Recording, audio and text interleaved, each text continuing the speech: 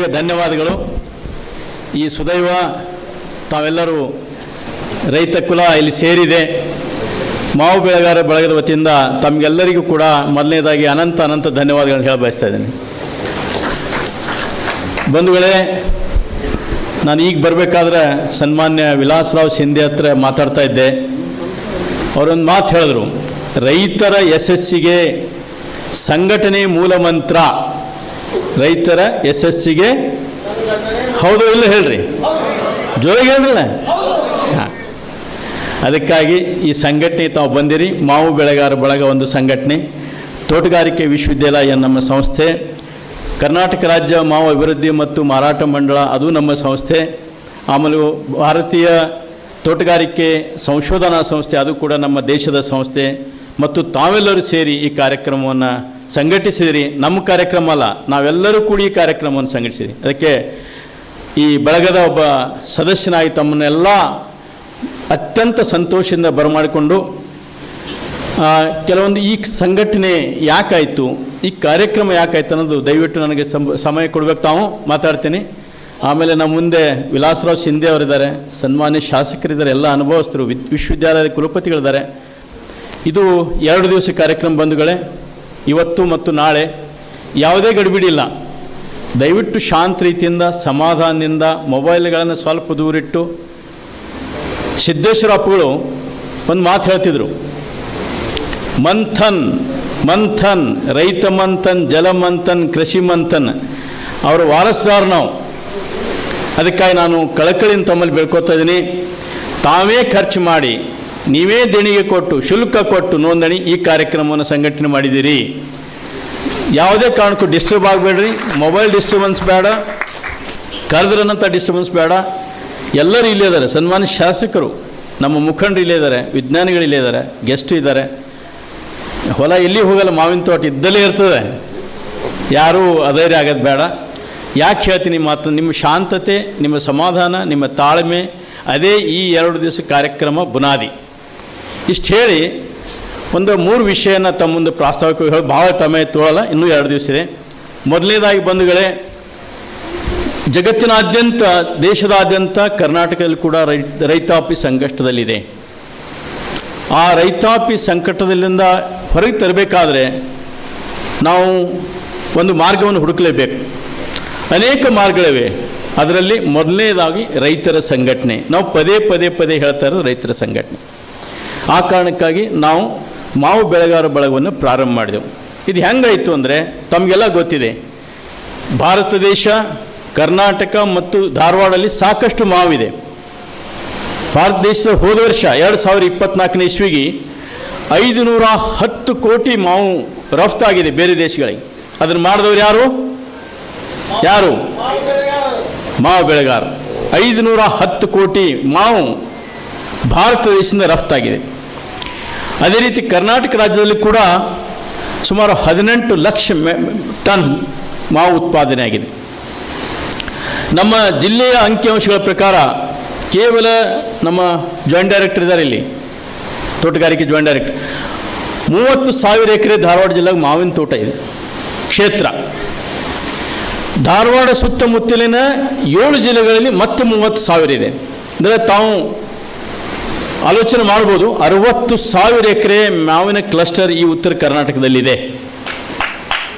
ಅದರ ಅಭಿವೃದ್ಧಿ ನಮ್ಮ ಗುರಿ ಆಗಬೇಕಾಗಿದೆ. ಅನೇಕ ಕಾರಣಗಳಿಂದ, ಐತಿಹಾಸಿಕ ಕಾರಣಗಳಿಂದ ನೆಗ್ಲೆಕ್ಟ್ ಆಗಿರ್ಬೋದು. ತಾವೆಲ್ಲರೂ ಸುದೈವಗಳು. ಧಾರವಾಡ ಮತ್ತು ಸುತ್ತಮುತ್ತಲಿನ ಮಾವು ಬೆಳೆಗಾರೆಲ್ಲರೂ ಸುದೈವಗಳು. ಯಾಕಂದರೆ ನಿಸರ್ಗ ನಮಗೆ ಒಳ್ಳೆ ಮಣ್ಣು ಕೊಟ್ಟಿದೆ. ಬೇರೆ ಕಡೆ ಮಣ್ಣು ಹಾಕಿ ಮಾವು ಬೆಳಿತೀನಿ ಅಂದ್ರೆ ಆಗಂಗಿಲ್ಲ. ಇಲ್ಲಿಯ ಮಣ್ಣು ಅತ್ಯಂತ ಸಮೃದ್ಧವಾಗಿದೆ, ಮಾವು ಬೆಳೆಗೆ ಹೇಳಿ ಮಾಡಿದಂತಾಗಿದೆ. ಇಲ್ಲಿಯ ನೀರು ಮಾವಿಗೆ ಹೇಳಿ ಮಾಡಿದಂತಾಗಿದೆ. ಇಲ್ಲಿಯ ಕೃಷಿ ಹವಾಮಾನ, ಅಗ್ರೋ ಕ್ಲೈಮೆಟಿಕ್ ಸಿಚುವೇಶನ್ ಹೇಳಿ ಮಾಡಿಸಂತಾಗಿದೆ. ಇದು ನಾವು ಎಷ್ಟೇ $1 ಮಿಲಿಯನ್ ಕೊಡ್ತೇವೆ ಅಂದರೆ ಖರೀದಿ ಮಾಡೋಕ್ಕಾಗಲ್ಲ ಬಂಧುಗಳೇ. ಇದು ಧಾರವಾಡದ ಒಂದು ಸುದೈವ. ಆ ಕಾರಣಕ್ಕಾಗಿ ನಾವು ಇಲ್ಲಿ ಮಾವು ಬೆಳೆಗಾರರಾಗಿ ನಿಂತಿದ್ದೆವು. ಇದು ನಮ್ಮ ಸೌಭಾಗ್ಯ. ಆದರೆ ಸೌಭಾಗ್ಯ ಹೇಳುವ ಸಂದರ್ಭದಲ್ಲಿ ಇನ್ನೊಂದು ವಿಷಯ ಹೇಳಲೇಬೇಕು. ದುರದೃಷ್ಟಕರವಾಗಿ ಮಾವು ಬೆಳೆಗಾರ ಸಂತಸದಿಂದ ಇಲ್ಲ. ಹೌದೋ ಇಲ್ಲೋ? ಎಸ್. ಯಾಕೆ ಅನ್ನೋಂಥ ಪ್ರಶ್ನೆ ನಾವು ಆತ್ಮಾವಲೋಕನ ಮಾಡ್ಕೋಬೇಕಾಗಿದೆ. ಮಾವು ಬೆಳೆಗಾರ ಸಂತಸದಲ್ಲಿ ಇಲ್ಲ. ಯಾಕಂದರೆ ಎರಡು ಪ್ರಮುಖವಾದ ಸಮಸ್ಯೆಗಳು ನಮ್ಗೆ ಕಾಡ್ತಾ ಇದ್ದಾವೆ. ಅವನು ಹೇಳ್ತೀನಿ. ಹೇಳೋ ಮುಂಚೆ ಧಾರವಾಡದಲ್ಲಿ ಒಳ್ಳೆ ಮಳೆ ಇದೆ, ಒಳ್ಳೆ ನೆಲ ಇದೆ, ನೀರಿದೆ, ಹವಾಮಾನ ಇದೆ, ಒಳ್ಳೆ ತಳಿ ಇದೆ ಮತ್ತು ಒಳ್ಳೆ ರೈತರಿದ್ದಾರೆ. ನೂರಾರು ವರ್ಷಗಳಿಂದ ಅವರು ತಮ್ಮ ಪಾರಂಪರಿಕ ಕೃಷಿ ಮಾಡಿ ಅದೇ ಕೆಲಿಗೇರಿ ಊರಾಗ ತೋಟ, ಅಲ್ಲೇ ಅಡಿ ಹಾಕೋದು, ಅಲ್ಲೇ ಮಾರೋದು. ಇದು ದಶಕಗಳಿಂದ ಬಂದಿದ್ದು. ಆದರೆ ಕಳೆದ 2-3 ದಶಕಗಳಿಂದ ತಾವೆಲ್ಲ ಅನುಭವಿಸಿರಿ, ಸೋತಿದ್ದೀರಿ, ಆತಂಕ ಪಟ್ಟಿರಿ. ಅದೇನಪ್ಪ ಅಂದರೆ ಎರಡು ಬಹಳ ಪ್ರಮುಖವಾದ ವಿಷಯಗಳು. ಅದರ ಸಲುವಾಗಿ ನಾವು ಕಾರ್ಯಾಗಾರ ಮಾಡ್ತಾ ಇರೋದು. ಮೊದಲನೇದು ಭೌತಿಕ ಸಮಸ್ಯೆ, ಹವಾಮಾನ ವೈಪರೀತ್ಯ, ಕ್ಲೈಮೇಟ್ ಚೇಂಜ್. ತಾವು ಅನುಭವಿಸಿರಿ. ಅಂತಾರಾಷ್ಟ್ರೀಯ ಮಟ್ಟದಲ್ಲಿ ಚರ್ಚೆ ನಡೆದಿದೆ, ದೇಶದ ಮಟ್ಟದಲ್ಲಿ ನಡೆದಿದೆ, ರಾಜ್ಯ ಮಟ್ಟದಲ್ಲಿ. ತಾವು ಸ್ವತಃ ಅದನ್ನು ಅನುಭವಿಸ್ತಾ ಇದ್ದೀರಿ. ಜೂನಲ್ಲಿ ಬರೋ ಮಳೆ ನವಂಬರಲ್ಲಿ ಬರ್ತದೆ, ನವಂಬರಲ್ಲಿ ಬರೋ ಮಳೆ ಏಪ್ರಿಲಲ್ಲಿ ಬರ್ತದೆ, ನವಂಬರಲ್ಲಿ ಹೂ ಆಗ್ತದೆ, ಮಳೆ ಬರ್ತದೆ, ಹೂ ಉದುರ್ತದೆ. ಹೌದೋ ಇಲ್ಲೋ? ಸ್ಥಾನಪಲ್ಲಟ, ಮಳೆ ಚಕ್ರ ಬೆಳೆ ಚಕ್ರ ಸ್ಥಾನಪಲ್ಲಟ ಆಗಿ ರೈತರಿಗೆ ಏನು ಮಾಡ್ಬೇಕನ್ನಂತ ಆತಂಕ ಆಗಿದೆ. ಹೌದಾ? ಇದು ಭೌತಿಕ ನಿಸರ್ಗದ ಕೋಪ. ಇನ್ನು ಎರಡನೇ ವಿಷಯ ಆರ್ಥಿಕ ಸಮಸ್ಯೆ. ನಾ ಕೆಲಿಗೇರಿಯಲ್ಲಿ ಹಣ್ಣು ಬೆಳೆದೆ, ಅಡಿ ಹಾಕಿದೆ, ಲೋಕಲ್ ಮಾರಿದೆ. ಇವತ್ತು ಮಾರುಕಟ್ಟೆ ಅಂತಾರಾಷ್ಟ್ರೀಯ ಮಾರುಕಟ್ಟೆ ಆಗಿದೆ. International market is integrated market. ಹಿಡಿದು ಸಿಗಲ್ದವನಿ ರೈತಿಗೆ. ಈ ಎರಡು ಕಾರಣಗಳಿಗಾಗಿ ಸೌಭಾಗ್ಯ ಇದ್ರೂ ಕೂಡ ಸಂಕಷ್ಟವನ್ನು ಅನುಭವಿಸುವಂತಹ ಪರಿಸ್ಥಿತಿ ನಮ್ಮ ಧಾರವಾಡ ಮತ್ತು ಸುತ್ತಮುತ್ತಲಿನ ರೈತರಿಗೆ ಇದೆ. ಸೊ ಸಮಸ್ಯೆ ಇದೆ, ಸಮಸ್ಯೆ ಇದೆ, ಸಮಸ್ಯೆ ಅಂತ ಹೇಳೋಕ್ಕಾಗಲ್ಲ. ನಾವು ಕತ್ತಲಲ್ಲಿ ಬೆಳಕನ್ನು ತರಲೇಬೇಕು, ದೀಪ ಹಚ್ಚಬೇಕು. ಆ ಕಾರಣಕ್ಕಾಗಿ ಕಷ್ಟದಲ್ಲಿರ್ತಕ್ಕಂಥ ಕೆಲವೊಂದು ರೈತರೆಲ್ಲ ಸೇರಿಕೊಂಡು ಚರ್ಚೆ ಮಾಡಿದ್ವಿ 2020ರಲ್ಲಿ. ಅವಾಗ ಇನ್ನೂ ಕೋವಿಡ್ ಇತ್ತು, 2020. ಏನು ರೈತರು ಮಾವಿನ ಸಂಕಷ್ಟದಲ್ಲಿದ್ದಾರೆ, ಅಷ್ಟು ಸಂಕಷ್ಟದಲ್ಲಿ ಅಷ್ಟೇ ಇಲ್ಲ, ತಮ್ಗೆ ಗೊತ್ತಿದೆ. ಬಹುಶಃ ತಾವು ಹೇಳ್ಬೋದು, ಕೈ ಎತ್ತಿ ಅನೇಕ ಜನ ರೈತರು ಬಂದಿರಿ. ರೈತರು ಹತಾಶರಾಗಿ ಮಾವಿನ ತೋಟ ಕಡಿತಾ ಇದ್ರು. ಕರೆಕ್ಟ್? ಲಾಭ ಇಲ್ಲತ್ತೆ ತೋಟ ಕಡಿತಾ ಇದ್ರು. ಇದನ್ನೆಲ್ಲ ಈ ದಾರುಣ ಪರಿಸ್ಥಿತಿಯನ್ನು ನೋಡಿ ನಮ್ಮ ಒಂದು ಪ್ರಗತಿಪರ ರೈತರು, ಪ್ರಜ್ಞಾವಂತರು, ಇಲ್ಲಿಯ ಸನ್ಮಾನ್ಯ ಪ್ರಮೋದ್ ಗಾಂವ್ಕರ್ ಅವರು ಆ ಕಡೆ ಕೂತಾರೆ ಲಾಸ್ಟಿಗೆ, ಅವ್ರ ಪಕ್ಕಕ್ಕೆ ಸನ್ಮಾನ್ಯ ಆಕಳವಾಡಿ ಅವರು, ಇದೀಗ ಕಾರ್ಯಕ್ರಮ ಕುಲಕರ್ಣಿ ಅವರು, ಈ ಎಲ್ಲ ಹಿರಿಯರು ಸೇರಿ ನಾವು ಏನಾದರೂ ಒಂದು ಮಾಡಂಥೇಳಿ 2020ರಲ್ಲಿ 10 ಜನ ಸೇರಿ ಸಭೆ ಮಾಡಿದೆವು. ಏನು ಮಾಡೋಕ್ಕೆ ನಾವು ಸಂಘಟಿತರಾಗೋಣ, ಉತ್ಪಾದನೆ, ಕೊಯ್ಲೋತ್ತರ ತಂತ್ರಜ್ಞಾನ ಮತ್ತು ಮಾರುಕಟ್ಟೆ ಬಗ್ಗೆ ಏನಾದ್ರು ಮಾಡಂಥೇಳಿ 10ರಿಂದ 20, 20ರಿಂದ 40, 50, 60, 50 ಇಷ್ಟು ಜನ ಬಂದಿದ್ರಿ. ಸುಮಾರು 106 ಜನ ನಮ್ಮ ಸಂಘದ ಸದಸ್ಯರಾಗಿದ್ದಾರೆ. ಮೊದಲು ನಾವು ಅದನ್ನು ಜಂಗಲ್ ಸ್ವರೂಪಿಯಾಗಿ ಇಟ್ಟಿದ್ದೆವು. ರಿಜಿಸ್ಟ್ರೇಷನ್ ಮಾಡಿಸೋದು ಬೇಡ, ಪಾಲಿಟಿಕ್ಸ್ ಸ್ಟಾರ್ಟ್ ಆತ ಹೇಳಿ ಅಕ್ವಾಡಿ ಸರ್ ಅಂದರು 4 ವರ್ಷ ಹಾಗೆ ಜಗ ಅಂಥೇಳಿ. ಯಾವಾಗ ನಮ್ಮೆಲ್ಲರ ಮನಸ್ಸುಗಳು ಒಂದಾದವು, ನಾವು ಅರ್ಥ ಮಾಡಿಕೊಂಡು, ಆವಾಗ ಕಳೆದ ವರ್ಷ ಸುದೈವಶ ತಮ್ಮೆಲ್ಲರ ಆಶೀರ್ವಾದದಿಂದ ಪ್ರಥಮ ಬಾರಿಗೆ ಧಾರವಾಡದಲ್ಲಿ ಮಾವು ಬೆಳೆಗಾರ ಬಳಗ ನೋಂದಣಿ ಆಗಿದೆ. ಹಂಗಾರೆ ಏನು ಮಾಡಿದೆವು ಅಂದ್ರೆ ಆತ್ಮಾವಲೋಕನ ಮಾಡಿಕೊಂಡು ಸಮಸ್ಯೆಗಳನ್ನ ಕಂಡುಹಿಡಿದೆವು. ಒಂದನೇದ್ದು ನಮ್ಮ ಗಾಂವ್ಕರ್ ಸರ್ ಹೇಳಿದ್ರು ನನಗೆ ಫಸ್ಟ್ ಟೈಮ್ 2020 ಕೂಡ, ಸರ್ ನಮಗೆ ಭೂಮಿ ಇದೆ, ವೆರೈಟಿ ಇದೆ, ಎಲ್ಲ ಇದೆ, ಮಾವು ಬೆಳೆ ತಂತ್ರಜ್ಞಾನ ನಮ್ಮ ಹತ್ರ ಇಲ್ಲ, ತಾಂತ್ರಿಕ ಜ್ಞಾನ ಇಲ್ಲ. ತಮಗೂ ಅನುಭವ ಆಗಿರಬೇಕು. ತಂತ್ರಜ್ಞಾನ ಅಥವಾ ಮಾಹಿತಿ ಪಡಿಬೇಕಾದ್ರೆ ನಾವು ಮಹಾರಾಷ್ಟ್ರಕ್ಕೆ ಹೋಗಿ ತಿಳ್ಕೊಂಬರ್ಬೇಕಾಗ್ತದೆ. ಬೆಸ್ಟ್ ಕ್ವಾಲಿಟಿ ಮ್ಯಾಂಗೋ ಹೆಂಗೆ ಬೆಳಿಬೇಕು ಮಹಾರಾಷ್ಟ್ರಕ್ಕೆ ಹೋಗಿ ತಿಳ್ಕೊಂಬರೋದು. ನಮಗೆ ನಮ್ಮ ತಜ್ಞರು ಮಾಹಿತಿ ನೀಡಬೇಕಂತೇಳಿ ಅವರು ಕರೆ ಕೊಟ್ಟರು. ಅದಕ್ಕಾಗಿ ನಾವು ಧಾರವಾಡ ಕೃಷಿ ವಿಶ್ವವಿದ್ಯಾಲಯ ಮತ್ತು ತೋಟಗಾರಿಕೆ ವಿಶ್ವವಿದ್ಯಾಲಯ ಬಾಗಲಕೋಟೆ ಇವ್ರನ್ನ ಮರೆಯಂಗಿಲ್ಲ. ಒಂದು ಮಾತನ್ನು ಹೇಳ ಬಯಸ್ತೀನಿ, ತಂತ್ರಜ್ಞಾನ ಇಲ್ಲ ಇಲ್ಲ ಇಲ್ಲ ಅಂತ ಹೇಳ್ತಿದ್ದೆವು. ಸ್ವತಃ ವಿಶ್ವವಿದ್ಯಾಲಯ ಕುಲಪತಿಗಳು, ಅವರ ವಿಜ್ಞಾನಿಗಳು, ನಾನು ಭಾಳ ಜನ ನನ್ನ ಸ್ನೇಹಿತರೆಲ್ಲ ಇಲ್ಲಿದ್ದಾರೆ, ನಮ್ಮ ಸಭೆಗಳಿಗೆ ಬಂದರು, ರೈತರಿಗೆ ಟ್ರೈನಿಂಗ್ ಕೊಟ್ಟರು, ನಮ್ಮ ಹೊಲಗಳಿಗೆ ಬಂದರು, ಫಾರ್ಮರ್ ಫೀಲ್ಡ್ ಸ್ಕೂಲ್ ತೋಟಕ್ಕೆ ಬಂದು ಗಿಡಗಳನ್ನು ನೋಡಿ ಅವರಿಗೆ ನಮಗೆ ಸಾಮರ್ಥ್ಯವರ್ಧನೆ ಮಾಡುವಂಥ ಕೆಲಸ ಮಾಡಿದ್ರು. ಒಂದನೇದು. ಎರಡನೇದು ಬರೋದು ಪರಿಕರಗಳು ಅಥವಾ ಇನ್ಪುಟ್ಸ್.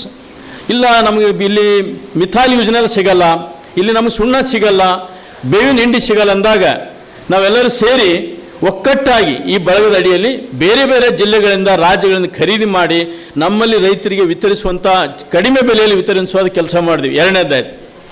ಮೂರನೇ ಗಂಭೀರ ಪ್ರಶ್ನೆ ಏನಪ್ಪ ಅಂದ್ರೆ ಮಾರಾಟ. ಬೆಳೆದೆವು, ಮಾರಾಟ ಮಾಡೋಕ್ಕೆ ಹೇಳಿ ನಾವೊಂದು ಪ್ರಶ್ನಾವನೆ ಇಟ್ಟೆವು. ನಾವು ನೇರವಾಗಿ ಮಾರಾಟ ಮಾಡೋಣ, direct sales from producers to consumer ಅಂದಾಗ ಎಷ್ಟೋ ಜನ ರೈತರು ನಮ್ಮ ನಂಬಲಿಲ್ಲ. ಇದೆಲ್ಲ ಆಗಲ್ಲ, ಈ ಪೋದ್ದಾರ್ ಅವರು ಪ್ರೊಫೆಸರ್ ಅದರ ಥೇರಿ ಹೇಳ್ತಾರಂದ್ರು. ನಾವು ಹಠಕ್ಕೆ ಬಿದ್ದು ಧಾರವಾಡದ ಗಾಂಧಿ ಶಾಂತಿ ಪ್ರತಿಷ್ಠಾನದಲ್ಲಿ ನೇರ ಮಾರಾಟ ಅಕ್ಷತೃತೀಯ 2023 ಏಪ್ರಿಲ್ 23 ಪ್ರಾರಂಭ ಮಾಡಿದಾಗ ಸಕ್ಸಸ್ಫುಲ್ ಆಗಿ ನಾವು ಮಾವಿನ ಹಣ್ಣನ್ನು ನೇರವಾಗಿ ಬೆಳೆಗಾರರಿಂದ ಬಳಕೆದಾರಿಗೆ ಮಾರಾಟ ಮಾಡಿದೆವು. ಒಂದು ಉದಾಹರಣೆ ಹೇಳ್ತೀನಿ. ನಾನು ಸನ್ಮಾನ್ ಶಿಂದೆ ಅವರಿಗೆ ಆಗಲೇ ಹೇಳಿನಿ, ಶಾಸಕರ ಸಾಹೇಬ್ರಿಗೆ ಹೇಳಬೇಕಾಗ್ತದೆ. ಇಲ್ಲಿ ಬಾಳಾ ಸಾಹೇಬ್ ದೇಶಪಾಂಡೆ ಎತ್ತಿದ್ದಾರೆ ಸರ್, ಎಲ್ಲಿದ್ದಾರೆ ಕೈ ಎತ್ತಿ. ಬಾಳಾಸಾಹೇಬ್ ದೇಶಪಾಂಡೆ ಸರ್. ಅವರು ಬೈಲೂರು ಕಿತ್ತೂರಿನ ರೈತರು ಸರ್. ನಮ್ಮ ಸಭೆಗೆ ನಮ್ಮ ಸಂಘಟನೆ ಬರೋಕ್ಕಿಂತ ಮುಂಚೆ ಸಿಂಧೆ ಸಾಹಬ್ मैंने आपको बताया हूँ, यही है वो ಬಾಳಾ ಸಾಹೇಬ್. 10 ಎಕರೆ ತೋಟ ಅದು ಇದಕ್ಕೆ ಕೊಡ್ತಿದ್ರು, ಟೆಂಡರ್ ಕೊಟ್ಬಿಡ್ತಾರೆ ಟ್ರೇಡರಿಗೆ. ಅಷ್ಟೇ 50-60 ಸಾವಿರ ರೂಪಾಯಿ ದುಡ್ಡು ಬರ್ತದೆ, ಲಕ್ಷ ಕೊಟ್ಟು ಕೇಳ್ರಿ. ಯಾವಾಗ ಗಾಂಧಿ ಶಾಂತಿ ಪ್ರತಿಷ್ಠಾನದಲ್ಲಿ ನಾವು ನೇರ ಮಾರಾಟ ಪ್ರಾರಂಭ ಮಾಡಿದೆವು, ಹಿ ಜಾಯಿಂಡ್ ಅವರ್ ಗ್ರೂಪ್.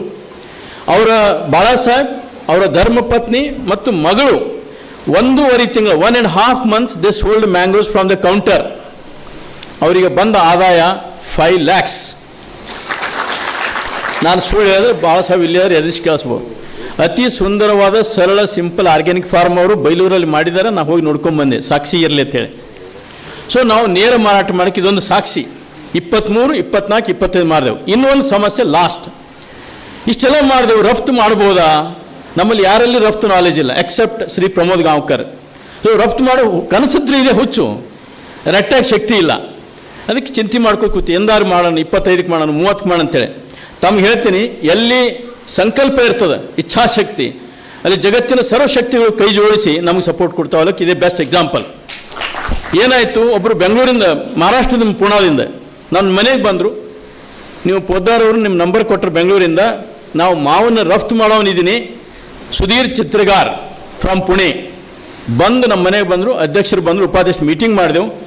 2 ತಿಂಗಳಲ್ಲಿ ನಮ್ಮ ಡೀಲಿಂಗ್ಸ್ ಮಾಡಿಕೊಂಡು ಡಿಸ್ಕಷನ್ ಮಾಡ್ಕೊಂಡು ಬಂಧುಗಳೇ, ಪ್ರಥಮ ಬಾರಿಗೆ ಧಾರವಾಡದಿಂದ ನಾವು ಸಿಂಗಾಪುರ್ಗೆ ಮಾಲನ್ನು ರಫ್ತು ಮಾಡಿದೆವು. ಇದು ತಾವು ಎಲ್ಲರೂ ಅಭಿಮಾನ ಪಡುವಂಥ ವಿಷಯ. ಎಲ್ಲಿ ಆಗಲ್ಲ ಸಮಸ್ಯೆಗಳು ಹೇಳಿದಾಗ ನಾವು ರಫ್ತು ಕೂಡ ಮಾಡಿದೆವು. ಇವು ನಮ್ಮ ಸಂಘಟನೆ ಸಾಧನೆಗಳು. ಇಷ್ಟಾದರೂ ಕೂಡ ನಮಗೆ ಕನಸಿದೆ. ಏನು ಕನಸು ಅಂದರೆ, ನಾನು ಹೆಚ್ಚೊತ್ತು ಮಾತಾಡಲ್ಲ, ಈ ಧಾರವಾಡಕ್ಕೆ ಮತ್ತು ಸುತ್ತಮುತ್ತಲು ಸಾಕಷ್ಟು ಅನ್ಲಿಮಿಟೆಡ್ ಪೊಟೆನ್ಷಿಯಲ್ ಇದೆ. ಧಾರವಾಡ ಪೇಡೆ ಯಾವ ರೀತಿ ಜಗತ್ತನ್ನು ಮುಟ್ಟಿದೆ, the way Dharwad peda has reach the whole world, our dream is to take Dharwad Apus mango to the whole world. ಇದು ನಮ್ಮಲ್ಲ ಕೆಲಸ ಅಲ್ಲ, ಪ್ರತಿಯೊಬ್ಬರ ಹೌದೋ ಇಲ್ಲೋ ಧಾರವಾಡ ಜಗತ್ತು ಮುಟ್ಟಬೇಕಲ್ಲೋ, ಜೋರಾಗಿ ಹೇಳ್ರಿ ಗೌಡ್ರೆ. ಹಾಂ, ಸೊ ಅದಕ್ಕಾಗಿ ನಾವು ಬಾಕ್ಸ್ ಮಾಡಿದೆ, ಇನ್ಪುಟ್ಸ್ ಎಲ್ಲ ಸಾಧನೆ ಮಾಡಿದೆವು.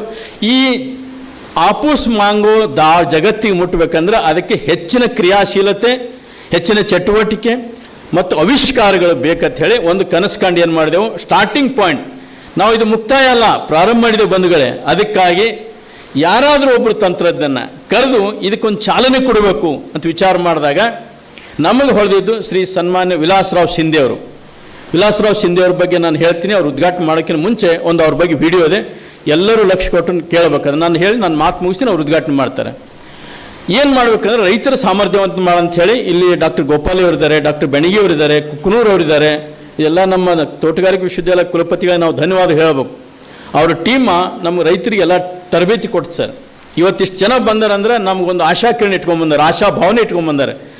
ಅದಕ್ಕಾಗಿ ಇನ್ನೂ ಅಪ್ಸ್ಕೇಲಿಂಗ್ ಅದು ಮಾಡೋ ಸಲಂದಿ ಒಂದು ವರ್ಕ್ಶಾಪ್ ಮಾಡಂಥೇಳಿ ನಾವು ಪ್ಲ್ಯಾನ್ ಮಾಡಿಕೊಂಡು ಈ ಕಾರ್ಯಾಗಾರ ಚರ್ಚೆ ನಡೆದಾಗ ಅದು ಆಗಸ್ಟು ಸೆಪ್ಟೆಂಬರ್ ಆಗ್ಲಿಕ್ಕೆ ಬಂತು. ವಿಲಾಸರಾವ್ ಶಿಂದೆ ಸಾಹೇಬ್ರಿಗೆ ಕೇಳಿದಾಗ, ಸರ್ ಸೆಪ್ಟೆಂಬರಲ್ಲಿ ನಮ್ಮ ಸಂಘಟನೆಗಳ ಸಭೆ ಇರ್ತವೆ, ನಾನು ಅಕ್ಟೋಬರಲ್ಲಿ ಬರ್ತೀನಿ ಮಾತು ಕೊಟ್ಟರು. ಎಷ್ಟು ಕರೆಕ್ಟ್, ಅಕ್ಟೋಬರ್ 25 ಹೇಳಿಬಿಟ್ರಿ. ನಾವು ಇನ್ನೂ ಪೂರ್ವಭಾವಿ ತಯಾರಿಸಿ ಸಿದ್ಧತೆ ಇರಲಿಲ್ಲ, 25 ಫಿಕ್ಸ್ ಮಾಡಿಬಿಟ್ಟೆವು. ಆಮೇಲೆ ಹೆಂಗೆ ಮಾಡಿ ಜನರಿಗೆ ಯಾರೇ ಸಂಘ ಸಂಸ್ಥೆಗಳು ಬರಲಿ ಬಿಡಲಿ, ನಾವು ಸ್ವಂತ ದುಡ್ಡು ಖರ್ಚು ಮಾಡಿ ಸಂಘಟನೆ ಮಾಡಿ ಕಾರ್ಯಕ್ರಮ ಮಾಡತ್ತೆ ಡಿಸೈಡ್ ಮಾಡಿಬಿಟ್ಟೆವು. ಇವತ್ತೇನು ತಾವು 500 ರೂಪಾಯಿ ಕೊಟ್ಟಿಲ್ಲ, ಅದು ಒಂದು 5,000 ರೂಪಾಯಿ ನಮಗೆ, 500 ಅಲ್ಲ 5,000. ಅದೇ ರೀತಿ ದಾನಿಗಳು ಕೂಡ ರೊಕ್ಕ ಕೊಟ್ಟು ಅದನ್ನು ಇಟ್ಕೊಂಡು ಮುಖ್ಯವಾದ ಸಮಸ್ಯೆ ಏನು, ರಫ್ತು ಗುಣಮಟ್ಟದ ಮಾವಿನ ಉತ್ಪಾದನೆ ನಂಬರ್ 1. ಕಾಯಿಯನ್ನು ಹರಿದ ನಂತರ ಮಾರಾಟಕ್ಕೆ ಹೋಗುವುದು ಅಥವಾ ಏರ್ಪೋರ್ಟಿಗೆ ಹೋಗುವವರೆಗೆ ಕೊಯ್ಲೋತ್ತರ ತಂತ್ರಜ್ಞಾನ ಪೋಸ್ಟ್ ಹಾರ್ವೆಸ್ಟ್ ಮ್ಯಾನೇಜ್ಮೆಂಟ್ 2ನೇ ಸಮಸ್ಯೆ. 3ನೇದ್ದು ತಂತ್ರಜ್ಞಾನ ನಿರ್ವಹಣೆ ಆದ ನಂತರ ಅದರ ಮಾರಾಟ, ಸ್ಥಳೀಯ ಮಾರಾಟ ಇಲ್ಲ ಪರದೇಶಕ್ಕೆ ಹೋಗಬೇಕು, ಇಂಗ್ಲೆಂಡ್ ಇರ್ಬೋದು, ಸಿಂಗಾಪುರ್ ಇರ್ಬೋದು, ಬೇರೆ ಕಡೆ ಹೋಗ್ಬೋದು. ಈ 3 ವಿಷಯಗಳನ್ನ ಇಟ್ಕೊಂಡು ನಾವು ತರಬೇತಿನ ಏರ್ಪಾಡು ಮಾಡಿದೆವು. ಅದಕ್ಕೆ ನಾವು ಏನು ಹತಾಶ ಮನೋಭಾವನೆ ಇದೆ ಅದನ್ನು ತೊಡೆದು ಹಾಕೋ ಸಲುವಾಗಿ ಯಾರಾದರೂ ಲೀಡರ್ಸ್ ಬೇಕಂದಾಗ ನಾವು ವಿಚಾರ ಮಾಡಿದ್ದು ಸನ್ಮಾನ್ಯ ಶ್ರೀ ವಿಲಾಸರಾವ್ ಶಿಂದೆ ಅವ್ರನ್ನ. ಶಿಂದೆಯವರು ನಮ್ಮ ಮಾತಿಗೆ ಒಪ್ಕೊಂಡ್ರು, ತಾವೆಲ್ಲ ದುಡ್ಡು ಕಾಂಟ್ರಿಬ್ಯೂಟ್ ಮಾಡಿರಿ, ಇದನ್ನು ಪ್ರೋಗ್ರಾಮ್ ಮಾಡ್ತಾ ಇದ್ವಿ. ಮುಂದಿನ 3 ವರ್ಷಗಳ ಬಗ್ಗೆ ತಾವು ಕನಸು ಕಾಣಬೇಕು. ಯಾರೂ ಮರ ಕಡಿಯತಕ್ಕದ್ದಲ್ಲ. 1 ಎಕರೆಗೆ 1 ಟನ್ ಏನಿದೆ ಅದು ವಿಜ್ಞಾನಿಗಳು ಹೇಳುವ ಪ್ರಕಾರ 4 ರಿಂದ 6 ಟನ್ ಇರಬೇಕು. 4 ರಿಂದ 6 ಟನ್ನು. ನಾವು 6 ಟನ್ ಮುಟ್ಟಕ್ಕಾಗಲ್ಲ. ಡಾಕ್ಟರ್ ಗೋಪಾಲಿ ಅವರು ಹೇಳ್ತಾರೆ 5 ಟನ್ ಅಂತ ಹೇಳ್ತಾರೆ. ಬಂದ ವೇಳೆ ಕನಸು ಕಾಣಬೇಕು, ಅಟ್ಲೀಸ್ಟ್ 2 ಟನ್ ಮಾಡೋಣ. ಆಗ್ಬೋದಾ? ಅದನ್ನೇ ವಿಲಾಸರಾವ್ ಶಿಂದೆ ಅವರು ಹೇಳಿದ್ರು, ಸರ್ ಬರೀ ಟನ್ ಮಾತಾಡಬೇಡ್ರಿ, let us talk in terms of price, ಬೆಲೆನೂ ಕೂಡ ಅದ್ರ ಬಗ್ಗೆ ವಿಚಾರ ಮಾಡೋಣ ಅಂತ ಹೇಳೋದು ಶಿಂದೆ ಅವರು ನಮಗೆ ಹೇಳಿದ್ರು.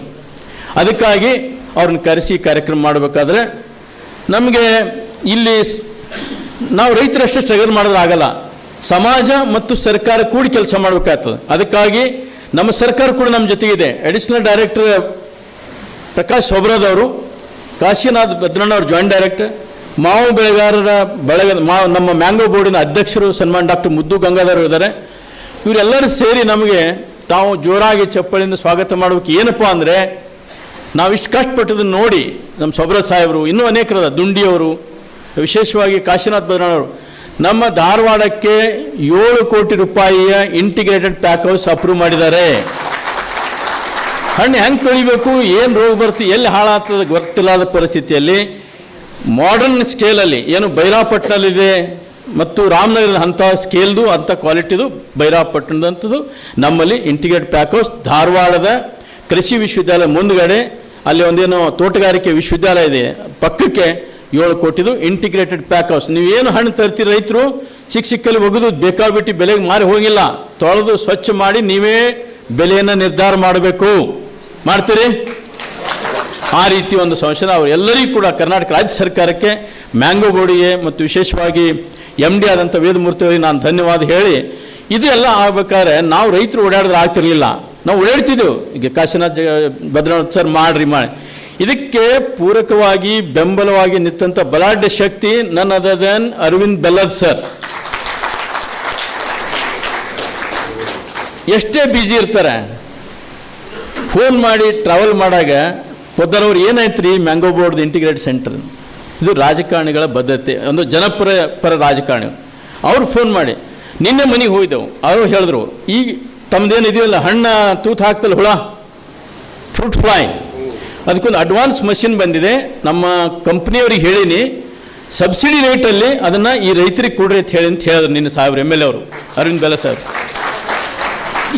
ಇದೇನು ಪ್ರಪೋಸಲ್ ಹೋಯಿತು ಆ ಸಂದರ್ಭದಲ್ಲಿ ಕೂಡ ನಮಗೆ ಬೆಂಚ್ ಚಪ್ಪರಿಸಿ ನಮ್ಮ JD ಅವರಿಗೆ ಕರೆದು ಡಿಸ್ಕಷನ್ಸ್ ಮಾಡಿ ಇವತ್ತು ಮ್ಯಾಂಗೋ ಬೋರ್ಡ್ ನಮ್ಮ ಸರ್ಕಾರದ ಮಂತ್ರಿಗಳು ಆಗಿ ಮತ್ತು ನಮ್ಮ ಲೋಕಲ್ ಸ್ಥಳೀಯ ಶಾಸಕರು ಮಾಡಿದ್ದಕ್ಕಾಗಿ ಇದು ಪ್ರಾರಂಭ. 7 ಕೋಟಿದು ನಮಗೆ ಇಂಟಿಗ್ರೇಟೆಡ್ ಪ್ಯಾಕ್ ಹೌಸ್. ಅಂದರೆ ನೀವು ಕೆಲಿಗೇರಿ ಹಣ್ಣು ತಂದ್ರೆ ಸ್ವಚ್ಛ ಮಾಡಿದ್ರೆ ನೀವು ಸಿಂಗಾಪುರ್ ಕಳಿಸ್ಬೋದು, ನೀವು ಇಂಗ್ಲೆಂಡ್ ಕಳಿಸ್ಬೋದು, ಅದು ಶಾಂಕ್ಷನ್ ಆಗಿದೆ.